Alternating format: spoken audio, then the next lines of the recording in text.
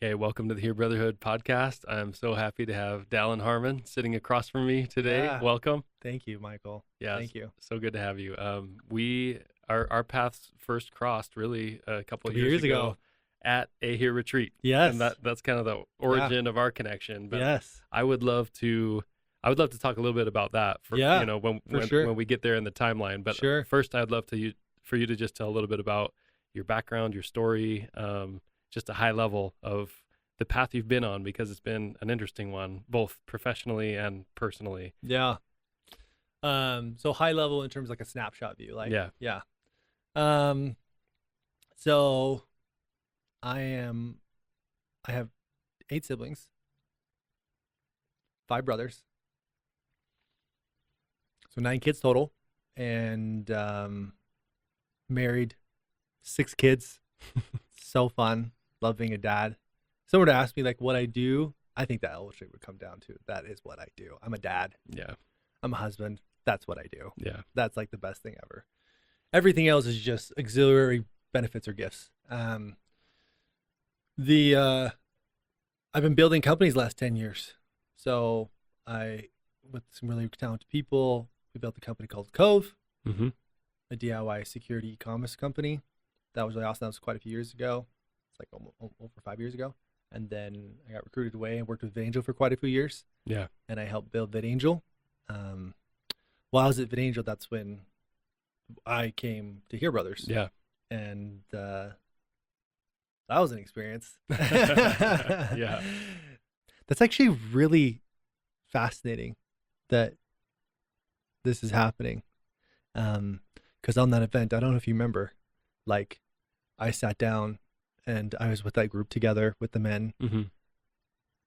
And I was kind of honest of like, I feel like God's preparing me for something Yeah. that I just don't feel ready for. I don't feel like I can do. I feel like it's way bigger than me. I don't know if you remember that. Yeah. But it was like the first night. Yeah, that it we was like, sat down. yeah, we sat down and I was like super vulnerable. Yeah. And the funny thing is I felt like, because I had been coached for a while by Mitch. Right. Mitch Mitch Whiting. Whiting. Yep. He's just awesome. And I learned to uncover these limiting beliefs and rewire my brain. I was already living so much more empowerment, but then at that retreat, you guys created such a beautiful safe space. It allowed more things to come up. Mm. Yeah, I've worked through during that retreat 5 lies and found 2 others and did them later. So. Nice. Nice. Very accelerated. I had a lot of headaches from that experience. No, that was one of the most intense retreats that we've ever done. That was actually only our third like official Here retreat. And it was the first time that we brought in that whole transformation lab process. Yeah, into the I remember that. retreat Holy setting. cow. Oh. And it was like a marathon. It was like a marathon. Yeah. We were all pretty physically rocked. tired. Like, yeah, we were rocked physically, Yeah. but mentally, emotionally, just like lifted to our, Yeah. 100%. Yeah, I mean, it was amazing. We've since tried to pace things a little differently. So it's not quite so much. Yeah. But that particular group was pretty awesome. No, that was a remarkable retreat, and yeah, the group of men that were there, just incredible. Yeah, I've stayed in touch with multiple, and Nice. it's been. In fact, I'm going to lunch with one of them in like a couple weeks. Oh, good. Okay, Just cool. good group. So yeah, I went to that. Okay, I'll try not to be emotional just because of the nature of that experience and what's happening to me now. Mm. No promises. But yeah. And then I helped build VidAngel Mhm. last couple years. We 3-exercised the business. I got to do the fun part. So my brothers are the ones that started VidAngel, the original VidAngel, Yeah. and then rebranded Angel Studios, and they sold it off to another person, which I would go work for that guy, which is a separate company. And then we've been building it last like 4 years. Cool. 5 years now. 5 years actually, this March. Anyway, and then about 7 months ago, I feel like it was just time Yeah. for me to like, move on. You just kind of know Yeah. when, it's like time to move on. I had a really good team. I had we worked at a transition plan and trained some people up and me to leave, and, it worked out awesome. And now today I'm a coach, right? I coach individuals. I coach high performers, leaderships, teams. And I'm an investor and an advisor. And it's just so fun. Like it's just so fun. So, but yeah, that is like the snapshot Yeah, view yeah. right there. Amazing. Okay. I'd love to dig in a little bit to, I mean, you even had a little emotion Yeah, I come did. up I was just remembering from that sort of a full circle moment. Was full it one of circle those? moment. It Okay. was a full circle moment. Yeah. Is that something you want to dig into a little bit? Yeah. So when I was on that retreat, um, it's so fascinating how we defend and try to like hold on to our limitations. It's such a fascinating behavior, Yeah. human behavior. Yeah. Anyway, but you created such an incredible safe space. I was able to like ask really hard questions. Mm. You know, I just remember like the list of questions we had asked, and we were in that group, and I was able to ask myself, you know, some really deep questions, and I'm just like, God's preparing me for something, Mm. and I don't think I can do this. Like what He's gonna ask me to do. That was a couple years ago. Mm-hmm. Um, and thankfully, I had the resources, and God blessed me with them, and I was able. I've been coaching with Mitch ever since. Yeah. I'm his longest standing client he's ever had. Wow. Mm-hmm. And I'm just grateful for that because it's not my money, it's his, it's God's, and I'm just, you know, a steward of it. And this is Yeah. why I feel called to do that right now. And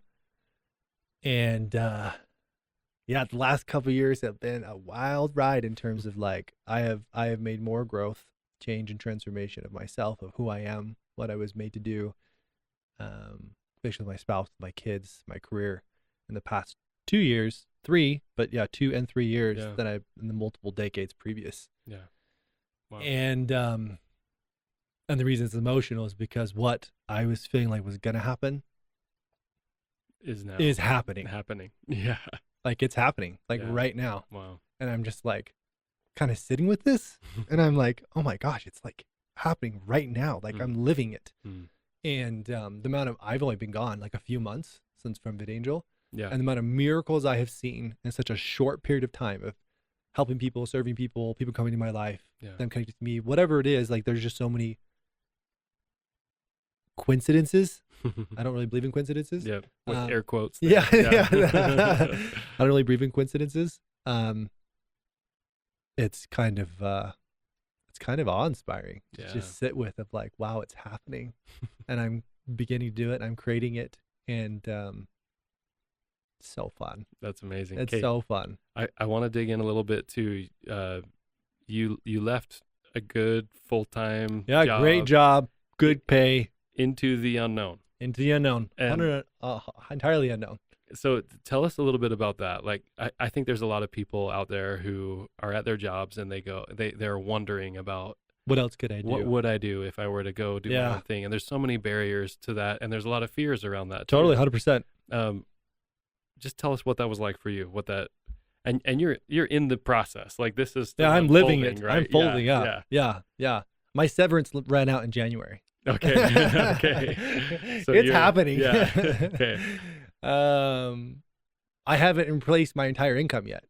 Yeah. Like, Right. right. Like I'm in the In the building, transition. transition building stage. Yeah. Um, Just tell us, like, did you Yeah. feel resistance? Was there fear? Like, so I had multiple lies that I believed. So I grew up very poor, extremely poor. Hmm. That gives some context of someone where my belief. So before the age of 7, about 90% of our beliefs are formed, which is super fascinating. yeah. And because I grew up very poor as a family, my dad struggled with mental health and didn't hold a job very well. I developed beliefs around money. I developed beliefs about how money works. Mm-hmm. I used to believe people have resources, were arrogant, conniving, potentially dishonest, Yeah. right? People that and believe money was bad. Hmm. Trading value for money was like you had some kind of ulterior motive, Right. and right. that you were doing something evil or like sneaky or yeah. And manipulative. yeah. And I don't remember all the beliefs, but I worked through multiple. One of them is I also really craved steady income because I never had that growing up. Yeah. So I was like attached Mm-hmm. that I had to have steady income. Right. Otherwise I couldn't have. How could I feel secure? Yeah. How could I feel peace? How could I feel not like you know how it typically is when entrepreneurs are getting started. They're usually like frantic, gotta work, gotta put in the hours, gotta grind to get ahead, and gotta, and I just didn't want to live that way. Yeah. Right. Anyway, I worked through those beliefs, meaning I discovered the lies that I was believing in my subconscious, and I rewired them. And when I left VidAngel, I remember when I had to sit down with my CEO, and he brought up the idea first. Mm-hmm. He said, "You've done an excellent job, and I'm wondering if we could eliminate your position. Right. If you could have other people step up, Uh-huh. and if we could eliminate your position. I'm wondering, is my assessment correct?" Mm. That's what he was asking. Because I was a high paid person in the company, Yeah. highly compensated. And I said, yeah, you're actually spot on. Like we could totally eliminate position. I could let other people step up, and we don't need to have it exist anymore because I did such a good job in my job. And I distinctly remember walking outside, calling my wife, and saying, "It's time. Mm. It's time." Those impressions I received when we were at that event a couple years ago, I'm like, "It's time." Mm. And she's like, "Congratulations. I'm so happy for you." You're like, do you know what this means? I don't think you always quite understand what that means. Yeah. Totally. And then just because I did face a pretty big lie that day, it was actually in 72 hours, I faced probably some of the biggest lies I've faced, probably top 10 lies I've ever faced in my lifetime. Yeah, because it was a moment of disruption. Yeah, right? disruption, right? Yeah. And I believe subconsciously, which is crazy to say this out loud, but it's just not true. It's just a lie, that I was too broken to help people in the way that I feel like God wanted me to help people. I was just like too broken inside, and that I wasn't capable of doing it. Yeah. And just not true. Yeah. It's just not true. And I rewired that belief and a few others. And so we sat as a family, and the real of it is we cut back our expenses a lot. Yeah. Right. Yeah. We were living very comfortably. Right. Very, very comfortably. And we just got a family council and had a meeting, and I had no idea how little you could live on with a big family, because we were living on we were so comfortable. Yeah. You just got comfortable. Yeah. It's what do they call it? Income creep, or they call it like, like, it's like income creep, or it's like lifestyle creep. That's the word. Yeah. Yeah. So as income goes up, your lifestyle goes up. Yeah. And I did. Without even noticing. Yeah. And my lifestyle had gotten to a place that it was very comfortable. Very, very comfortable. But because my identity wasn't attached to my resources, my title, my income, or anything, we cut back and a lot. And it's been like the most rewarding, beautiful thing in the world to like live on so much less. A season, you call it sacrifice. I don't think it is, but I think it's just a phase. It would be sacrifice from a lot of people's perspective. I view it as a gift to live through the season. And so yeah, that's kind of the journey it's been on. Just like we're still in the cutting back phase. We just budgeted literally like a week ago. And I'm like, hey, this is where our expenses are at. This is how much resources we have. This is our, I'm doing quite a bit of investment in the business. Coaching in of itself is not the investment. It's branding and figuring out legal, and figuring out contracts, and figuring out domain names. There's a lot to this. I'm going to have multiple entities involved in this. There's just going to, and so there's just a lot to it. Yeah. So it's quite a bit of expense, investment. And so, yeah, it's been, what has it been like? The old version of me would have been stressed out, freaked out. Yeah. Insecure, unconfident, just like trying to work more. I literally was just like thinking about this today, that I'm performing at the highest level I have in my entire career, and I'm showing up more and more available for my wife and kids than I ever have. Wow. And that's what's happening. Yeah. And that's what I help people do. Yeah. Right. To experience that type of life. Yeah. Right. To where you can have it all. because our world just needs more of those people who are prioritizing the relationships that actually matter, Yeah. while having a huge impact in the world, both simultaneously. We usually have one or the Or other. the other, right. We need both, and we need it at scale. Yeah. And so those are the people I help. Okay, I want to dig into a little bit of, you're saying like a version of you in the past would have acted, thought, felt all of these things, Yes. right? So I guess two parts to this question is, one, does that version still creep in every so often? Do you feel that every so often? But now you have the tools and the awareness of like how to manage and deal with that. And then two, tell us a little bit about the journey from, version 1.0 to version 2.0 that you just Or described. 10.0 or whatever. Yeah, exactly. Yeah, whatever iteration Sure. we're at here. So question is, I'm going to repeat your question is, does it ever creep up? Yeah. Of course, Yeah. human, like Yeah. anyone experiences that.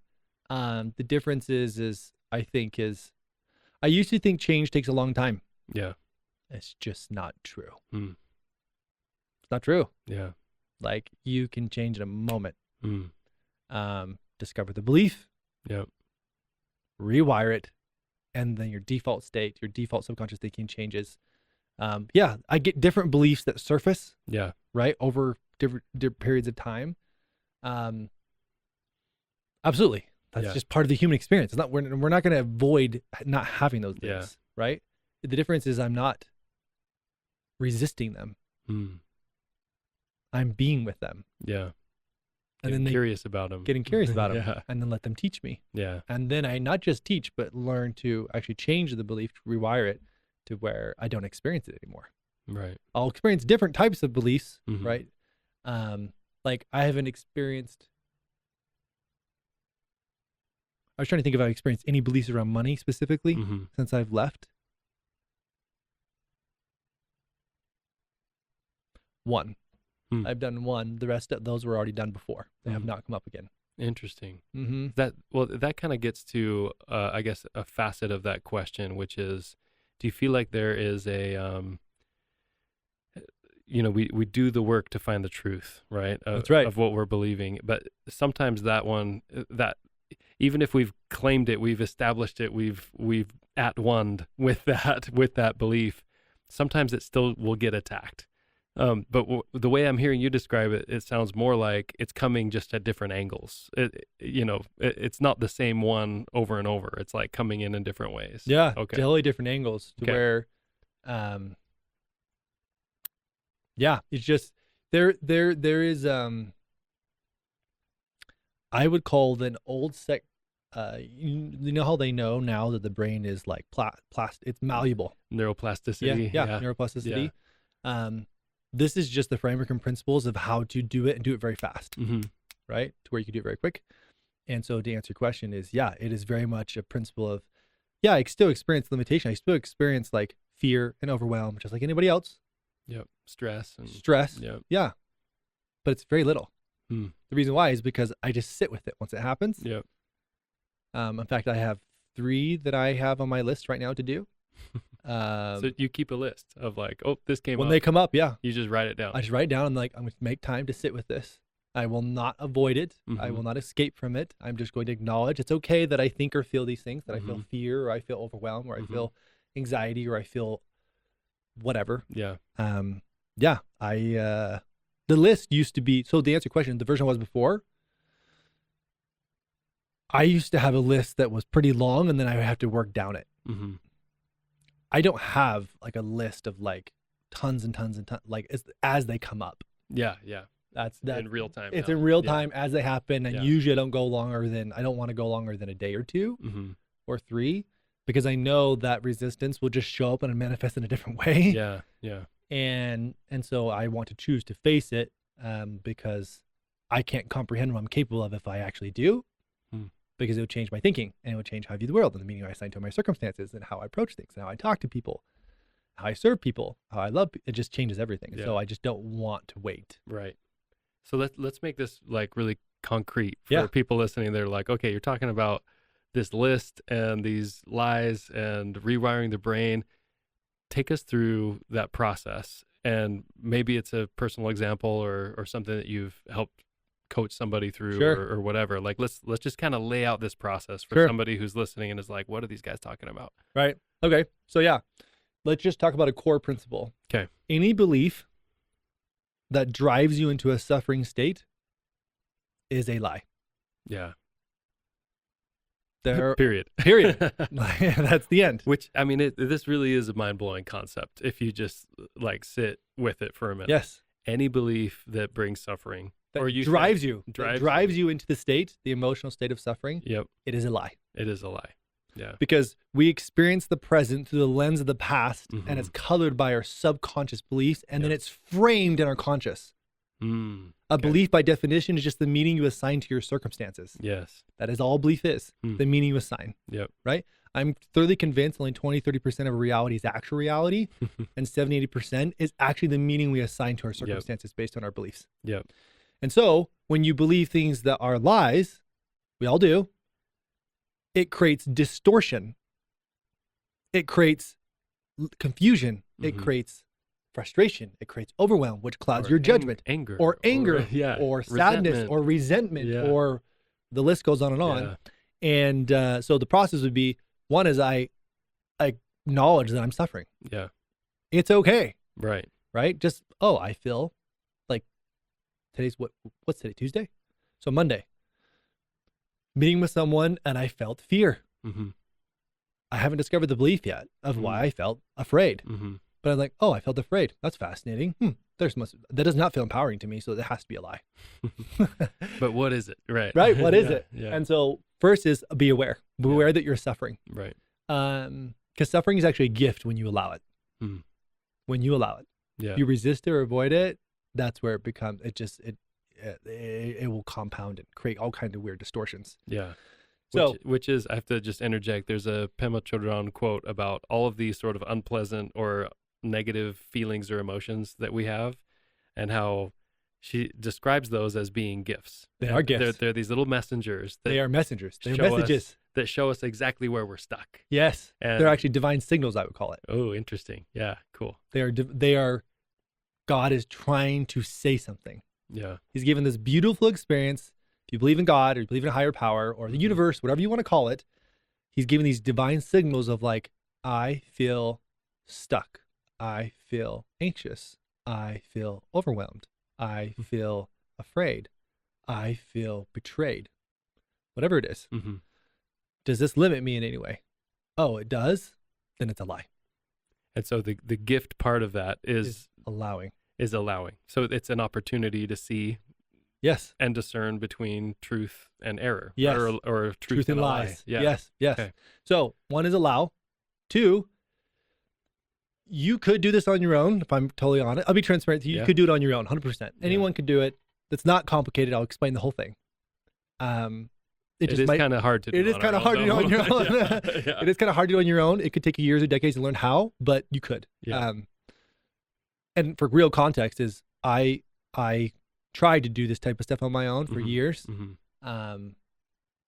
Because like God sent me a message of like I need to like show up better for my family, and I tried to, and I did that for years, and then I was like, at the rate I'm going, it's going to take me years or decades to learn how to show up in the way I believe I want to as a dad and as a husband, as a father, and in my career. I just don't know if I could, like, that's a long time. My kid could be a teenager.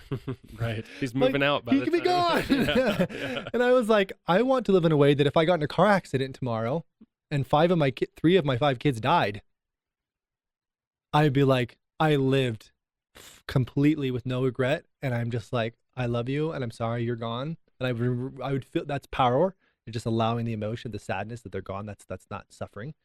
That's the way I want to live. Right. Without having those regrets. Yeah, those regrets. Yeah. Anyway, but yeah, 1 is allow. 2 is discover the belief that drives you into a suffering state. Mm-hmm. And that's just naming it. Naming it, yeah. Essentially, it's in psychology principles, it's called name, label, and allow. That's what they call it in psychology. Say it one more time. Name, label, and allow. Name, label, and allow. Yeah. Okay. Yeah. Or allow, name, and label. You could. Yeah. And that's the once you discover the belief, meaning it's like, I look at this and I'm like, that's like unintelligent, but like that feels true. but it makes me suffer. Mm. It has to be a lie. And then when you tell your brain it's a lie, the brain will believe whatever you want to believe. It doesn't know the difference between past, present, and future, right, wrong, and more. It has no idea. It just believes what it does. And it seeks to prove what it believes. Yeah. No, that latter piece I've heard some things to validate that statement. That first one though didn't sit easy with me. Yeah, that first one that you just said. Which one? Is the brain seeks to prove what it believes? Or just that the brain will believe, the brain proving what it believes or is biased towards, totally on board with that. The one before that, you said that it doesn't know the difference between past, present, and future, or right or wrong. It doesn't know. Yeah, see that's interesting. It doesn't know. It doesn't know. So you're saying just at a neurological level, kind of, or like break that down a little bit for So me. you're born into this world. Yeah. Right? And before the age of 7, your parents, your grandparents, your aunts, your uncles, your cousins, your brothers, your sisters, they all have different ways of thinking, of viewing the world and experiencing the world. Your brain has no idea how to assign meaning to its circumstances. It just is trying to find meaning when it experiences. I experience this. Oh, that means be afraid of running on a road. Right. It doesn't know, right? Oh, parents are afraid about bills. The brain goes, I guess money is bad. Right. It's the beliefs being shaped by environment. By environment, right? So there's the nature-nurture dual inputs on our development, right? Nature is just genetically how we are wired and born, and then we have nurture, which is our environment that shapes our psyche, our beliefs, right? Yeah. So we're born, and even when you're born, if I'm fully honest, I'm sure there were different thinking that potentially was you adopt without even knowing. Yeah. Because your parents had it, and so it kind of passed on to you. Yes. You didn't choose it consciously; it was just happening. Yeah. There's kind of the whole evolutionary, survival instincts, 100%, things like that. 100%, 100%. So to be clear, if I were to speak in a godly sense or higher sense, like your higher self knows what is true and what is not. It knows. Yeah. It knows what is right and what is wrong. It knows. Yes. The brain does not. Okay. Now I'm seeing the nuance here. Yes. The brain does not know the difference. And so we can teach our brain how to say, this is driving me into a suffering. I'll give you a really fascinating belief I used to have. So most people like to have, take care of their body in a way that so they can do the things they want to do. Yeah. Right. I would say that's not everyone, but most people feel that way. Right. Even if they don't do it, they want to.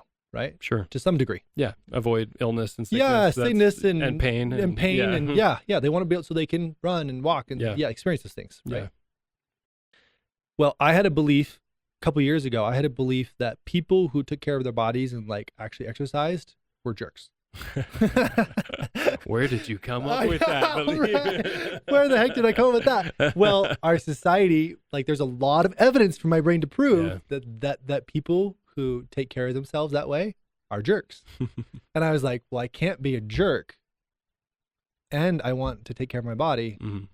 So every time I tried to take care of my body, I would last maybe a month or two and then I would give up. And there was a ton of excuses. Sure. Oh, because I'm tired. I don't have time. I don't. But when I actually sat with the belief and discovered the belief that in order to take care of your body, you have to be a jerk. It's just not true. It's a lie. Yeah. And as a result of changing that belief a couple of years ago, that was like 2.5 years ago, I'm like literally in the best shape I've been in my entire life. Right? In terms of stamina, in terms of strength, I'm not like a bodybuilder. I don't have an interest in doing that. Sure. But I want to take care of myself. Yeah. Right? To where when my kids get older, my grandkids, like, I want to rock climb and ski with my kids and grandkids, Right. So that's an example of that. So you discover the belief that's creating it. So awareness, step 1. Mm-hmm. 2, breakthrough, which is like find the subconscious thinking that's driving to a suffering state. And then step 3 is if you believe something that isn't true, Einstein teaches that everything has an opposite. It's in physics, right? There's an opposite in everything. Mm-hmm. People will probably recognize this saying there's an opposition in everything, right? Yeah. Opposition in all things. In all things, yep. So if you believe something that isn't true, that creates suffering, drives you to a suffering state, that means there must be an opposite. There has to be an opposite. Right. And it has always existed and will always, and you just didn't, we were in too much suffering to be able to recognize or see it or believe it. And then you discover that truth whatever that is for you, Mm-hmm. right? I use it from a perspective of God and those type of things, but whatever that version is for you. And then once you discover the truth, I take you through a process where you find, so the brain seeks to prove what it believes, Mm-hmm. right? So if you told your brain, this is a lie, this is not true, and this one is true, the brain goes, oh, well then, if that's true, We need some. I need some proof to Yeah. believe that this is true. Right. Right. Then you just go back and you just relive life moments that prove to the brain that the belief is true. Hmm. And then once your brain believes it subconsciously, then the conscious will begin to try to find evidence to prove that it believes the truth. Hmm. Like going forward without even effort. It's effortless. And so, yeah, that is the process. One is awareness. Then you do a breakthrough, which discovers subconscious thinking, and then find the truth, and then create. It's like validating the truth. It's actually reinforcing. It's actually Yeah. it's actually creating new neural pathways Mhm. in the subconscious and getting the brain to believe it in that moment. Mm. They can actually prove scientifically that memory is constructed and can be reconstructed. Mm. They can prove that. Yeah. So, because of that, when you find the truth and you find evidence for the truth, your memory is reconstructed Mhm. and you assign new meaning to your life circumstances as if the lie never happened. Mm. Yeah. It's not that it didn't happen, Right. just the meaning you assign to Yes. it The meaning. is entirely different. Yeah. For example, my wife struggles with lupus and autoimmune disease. Mm-hmm. It has been the most beautiful and challenging thing I've ever gone through my entire Mm. life of like helping her, supporting her through this. Yeah. I used to think my wife's disease was a curse. That's the meaning I assigned. Yeah. That's a lie because it totally made me feel helpless and inadequate and despair and sadness. It just wasn't true. And then now I believe it is a gift. Hmm. The circumstance didn't change, just my meaning I assigned to it has changed. And so, because when you are believing things that are true, I've found that there's only the largest predictor of your future success of anything in life, relationships, your family, your wife, your kids, your career, everything is 2 words: emotional state. That is the strongest predictor of whether you can go create what you feel like you want to create, the type of life you want to experience. It's your emotional state. Mm. Okay. I want to dig into that, but before, there's just that piece that you said about your wife's struggles with health, Yes. calling that a gift. I just want you to say a little bit more about that, because I think for some listening, they might go like, how could you call a disease a gift? Like that almost sounds insensitive, that almost sounds like, right. or it does, Sure, right? sure. Yeah. So 100%. say a little bit more about that. Yeah. So, my wife has been struggling with autoimmune disease for probably 10 plus years. Yeah. And it got to a point that it was so bad that she almost couldn't get out of the bed. Like she'd fall asleep involuntarily 2 to 3 times a day, sometimes an hour at a time, involuntarily. Like meaning sit down and just go to sleep. Kids run amok. It's a really crazy cool thing is that my kids are extremely independent because they've learned how to do a lot when mom was asleep, right? We are now learning how to teach them how to respect rules and boundaries in our family and our system, and that is something that we are learning how to do. I remember thinking a couple years ago that like, why would God allow? Yeah. My wife never did anything To supposedly deserve this type of like illness. Yeah. She's like the most goodest person at heart you will ever meet. I'm like, why would he let this happen? Yeah. So for a while it was like anger and like resentment and like, why'd you do this? And frankly, I was like buried. Like I was like making all the meals. Yeah. And working full time. And then eventually, the and then trying to discipline the children when I was home. And then eventually got to the point where I was doing almost all the laundry. Like I was in deep, deep suffering, but I was like, my circumstances do not create how I think or feel, but it sure freaking feels that way. Yeah. And so that's why I feel like a curse. Yeah. And it just didn't feel fair to her. right? Disease is such a hard thing that there's so many things about disease I don't understand. You know, some is self-inflicted by choice of eating and lifestyle. Some is just by circumstances of the world we live in. Of you get bit by a bug and you get Lyme disease, right? You didn't do it. You know what I mean? Some are genetic. Some are there's so many different things I just don't understand. Yeah. But I do know that I was suffering. Yeah. And because I was suffering, it had to have been a lie. Yeah. So I also want to dig into, Yeah. I have so many little caveats that I'm jumping in. Yeah. Because there is, I think there is this distinction of like pain and misery or suffering. Sure, right? sure. And I would say that like what you were experiencing was just objectively challenging and hard. Like Yeah, it was 100%. mentally, physically, 100%. all those things. Yeah. And so this is where I'm just being a little bit nuanced and kind of careful Yeah, around. it's useful. Yeah, it's not like, oh, these life circumstances are really challenging, but I'm just gonna be.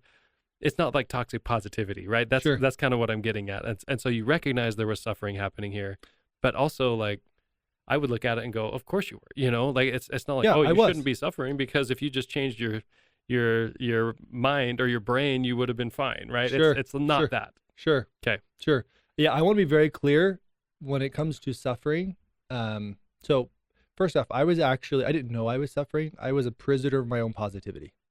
Oh, interesting. So you were trying to be positive. I was in actually all being that, very positive through all this. but probably suppressing a Inside, lot. suppressing a ton of crap. Yeah. I was stressed and overwhelmed Yeah. and anxious out of my mind. Yeah. Like I was like 70, 80% of my 90% of my waking hours was feeling that way. But I was thinking so positive, like, no, it's gonna be fine. We can get through this. We can do Yeah. this. Which creates for a highly functioning, high performing person. Right. But inside I was like tearing up inside. Yeah, totally. There's a core principle that has changed my life, and it's counterintuitive to the world, just to be clear, like what Yeah. people say. Yeah. Everyone says you're the problem, right? I would say you are not. You are not actually the problem. The real you, the true, authentic you, Like the divine, the in us. divine, Yeah. like intelligence you Yeah. is exactly the way you were made to be. Yeah. There's nothing wrong with you. There's nothing broken or anything. It's just the lies that we picked up along the way Yep. that we didn't know we did. Mm-hmm. And then once you learn to uncover these and rewire them, meaning believe what is actually true, you didn't become better. Mm-hmm. You just let go of the parts of you that weren't you. Mm. Right. And once you do that, that's when you're free because it's the more real you. And so that's what I would say is when someone's experiencing these types of feelings of it feels like it's you, like you're broken, or I can't do this, or this is impossible, or how can I keep this going? I will never forget the moment when we diagnosed my wife and the doctor said, I can help you. It's like 3 years ago. He said, it's going to be a long journey. Like we're going to do some stem cell treatment. Like it's going to take some time. Yeah. He goes, we can't do stem cell treatment while you're pregnant because it's too hard on the body and the body can't sustain both of those nursing requires a lot of a woman. And he says, you can't do both simultaneously. The body can't do both, not safely anyway. And so I said to her, baby was only like 4 or 5 months old. I said, stop nursing, please, so we can start treatment right away. And she said, no. I was like, why would you do that? I'm like, can't you see how much I'm carrying right now? And she said, don't ask me that. She goes, I want to nurse him for a year because there's like a lot of science around nursing. I'm not recognizing that's not everyone's choice. That's totally okay. But she wanted to do that. Yeah. She's never made it to a year and she wanted to make it to a full year of nursing. And she's never done that before. She really wanted to do that because it was our last child. And so she really wanted to do that as our 6th child. And I was so mad. I was like, does she not care about our family? Does she not realize how much is getting neglected because I can't be here all the time? Like maybe a little bit different if I had like unlimited resources and I could just like not work and I could take care of the kids all the time. And then you could just rest all the time so you can get better. Like that'd be a little different, but it's not the situation. And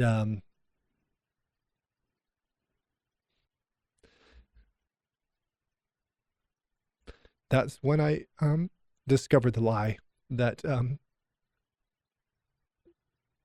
that I believed that this disease was a curse. Mm. And because it made me feel so hopeless and Yeah. desperate, those type of things, it couldn't be true. Mm-hmm. And when then I discovered that and I was asking myself, okay, if this is a lie, sure heck, it feels true right now because we got another 6 months of nursing, and then you start treatment, and then like years after that, it just like hit me like a down, like this disease is actually a gift. Because I look about all the change and transformation that I've made as a result of the circumstance that I don't know if I would have gone through this. Mm. Yeah. I don't know if I would have the courage to face these things, to spend more money than most people spend in their lifetimes in coaching. I was spending in a year. Well, you know what I mean? Like most people just won't do that. Right. But I was so desperate to not be suffering because I feel like my family needed me that way. And then when I changed and rewired it, the next 6 months of like supporting her, the meaning I assigned to it was like this beautiful, miraculous experience that I could help her and support her, something that was so deeply important to her. Yeah. And then when he was born, and then we started treatment. We had a miracle. And they started treatment, the first one, and we went back the second time. We both just felt this strong impression that God had expedited her healing. Not on account of me or her. I can't say whether that would have happened, yes or no, one way or the other. I just know that before God, the time was irrelevant. It was as if we started treatment before. Wow. We didn't actually, but it's as if we did because the treatment went so fast. Yeah, the progress. The progress was so fast that it's like, well, that wasn't us. You know what I mean? I have found that you can't even comprehend what you're capable of, what God is capable of doing in your life when you stop believing lies. Because he just starts, I just seen it, miracle after miracle after miracle. Yeah. If I would tell you the amount of miracles that I've experienced, not just the last few months, for just the last few years, it's just like, wow. Yeah. You know, it's like, plus it's such a, I know it's really hard when you're in the middle of it. I've been there. I know what that's like. Yeah. But it doesn't have to be. Yeah. What I mean by that is, if you want help, there's lots of capable people, right? I know a lot of other good qualified people who are capable of helping you uncovering these and getting to the truth. Yeah, getting truth, because the truth will always set you free. And that's all.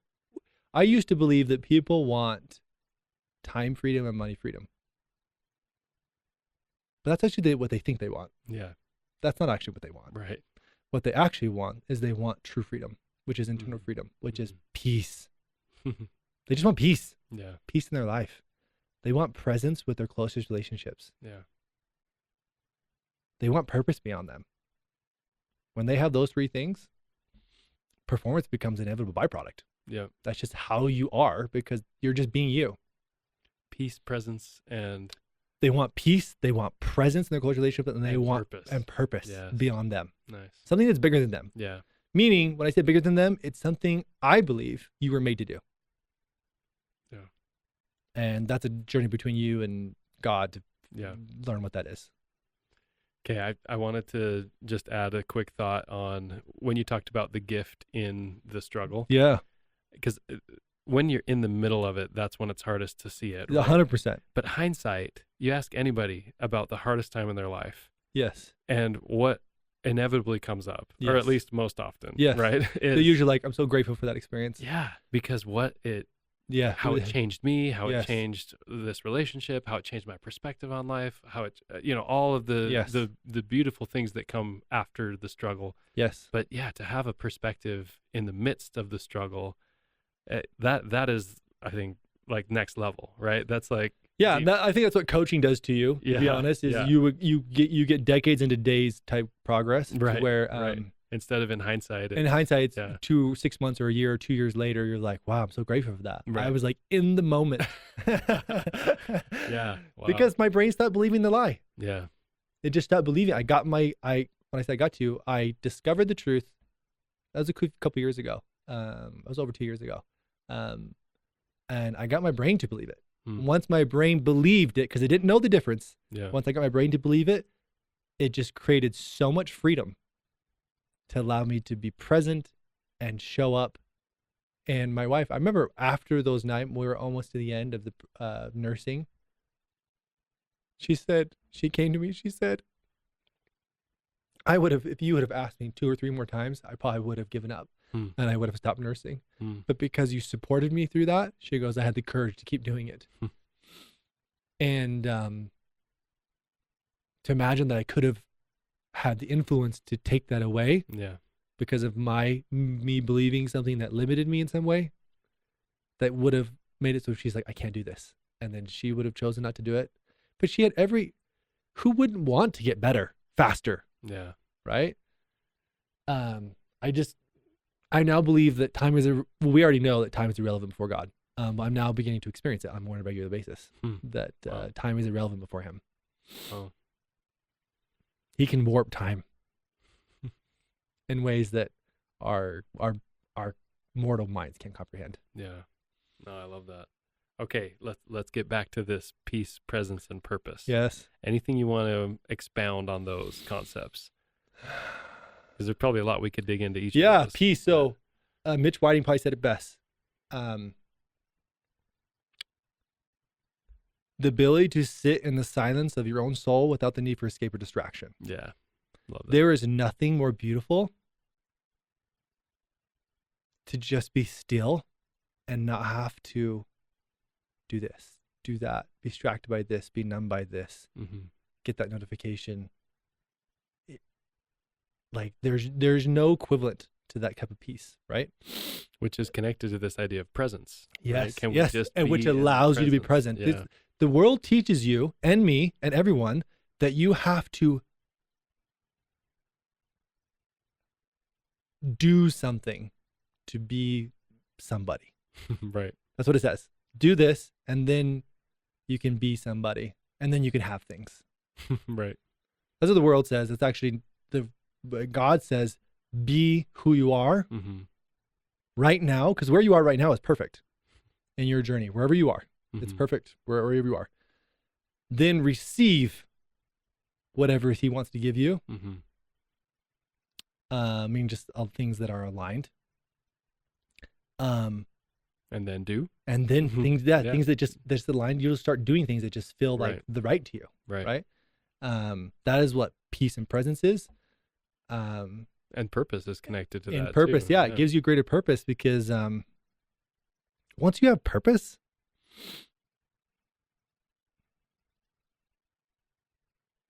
I'll just give you an example. So I just talked to someone who probably is going to be a client, and he asked me, so he wants me to coach one of his people in his company. And I'm like, well, it depends what they want. It's one. And he goes, because I have a lot of skills in operations and building and scaling companies. And he's like, I want you to help with this. I'm like, okay, that's interesting. And then I was talking to him about it. And I had so much purpose and direction of how I do my thing. And I said, okay, I can see what you want. I do have the skills to do this. Let me explain to you what I do.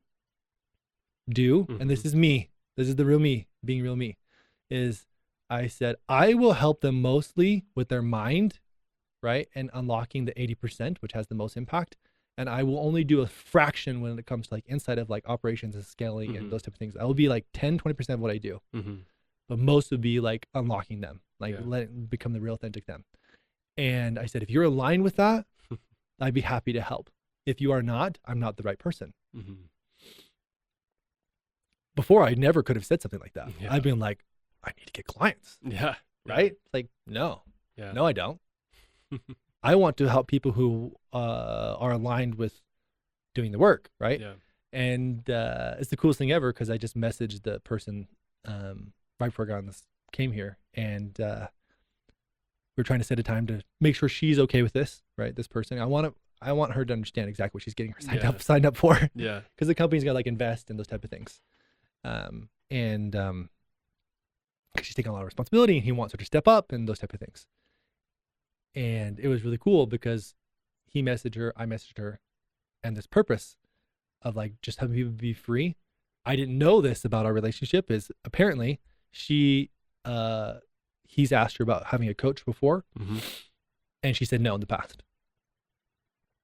And then this last time he asked, which I didn't know, which is kind of cool because my purpose is so clear in my mind. I think it just tends to attract the right things, the right people.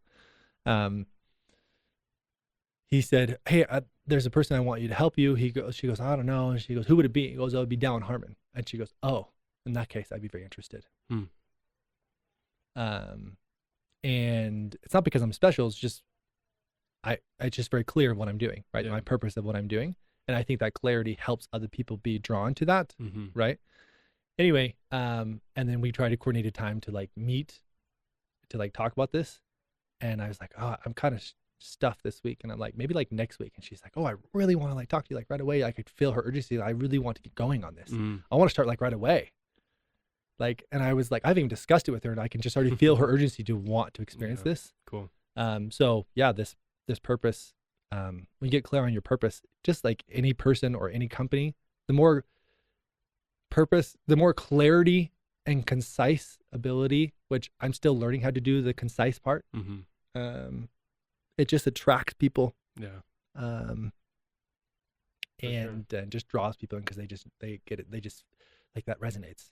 Yeah. I get that. Yeah. It's like Hero Brothers. Like I honestly,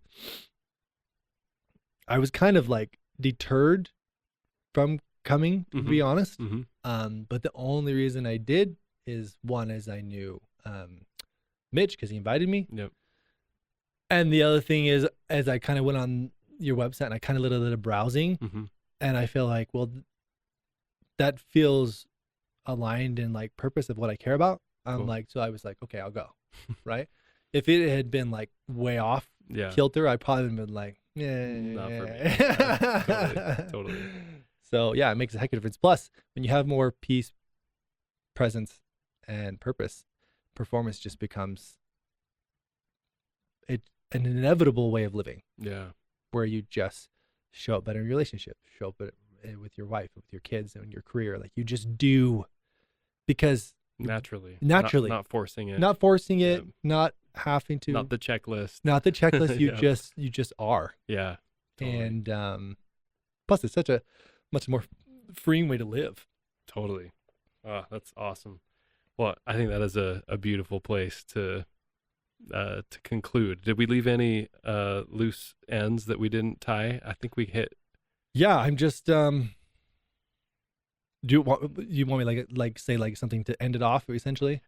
Yeah, no, I just know I was taking us on a couple of you did, let's dig deeper there. I'm like, did we leave anything unresolved? But I think we covered everything pretty well. But yeah, if you did have just a final last thought, or if I think of it this way, like if there's somebody listening right now and they're maybe feeling like they're in a place of suffering, or they're feeling stuck, or they're just struggling to figure out what's next, or how do I get out of this place that I'm in right now, headspace, emotional space. Sure. What's something you would offer to them?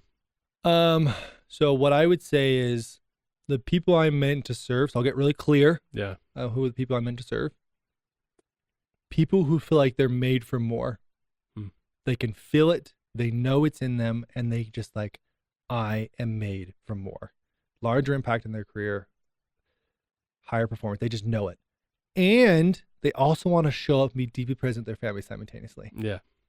People who like, I can't perform at this level. Do I feel like I need, or like I want to, and show up for my family, like simultaneously.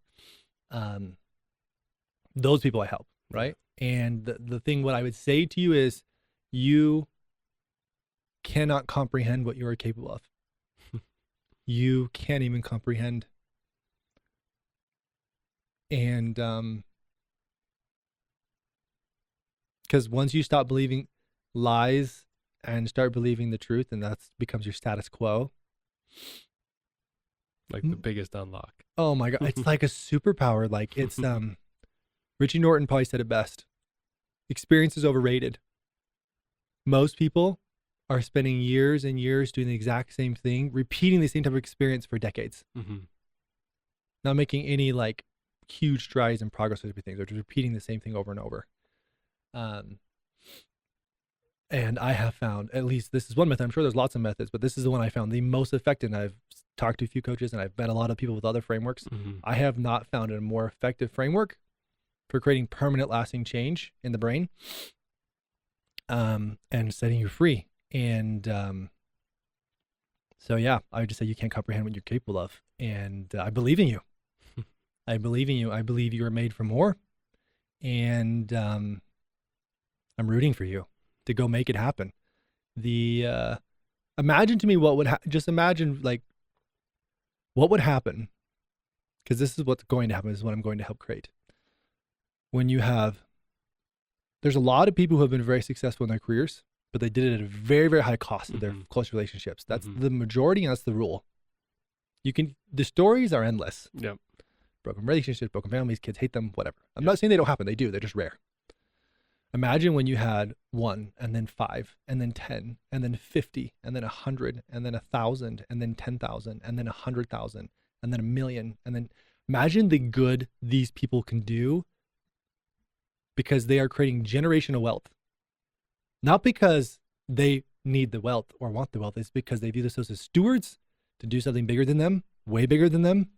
And then their children will increase your justification or go beyond your justification of rationalization. But if you also are growing, expanding, and as a person, they'll also take that to a new level as well. And your children will go to a whole new level. And so that's the world I'm going to help create. And if this resonates, reach out. Not cool. That's fine. Cool. And I'm just grateful for what you guys have created at Here Brothers, because it's like full circle moment. I never would have dreamed that it would take a few short years. This would be happening right now.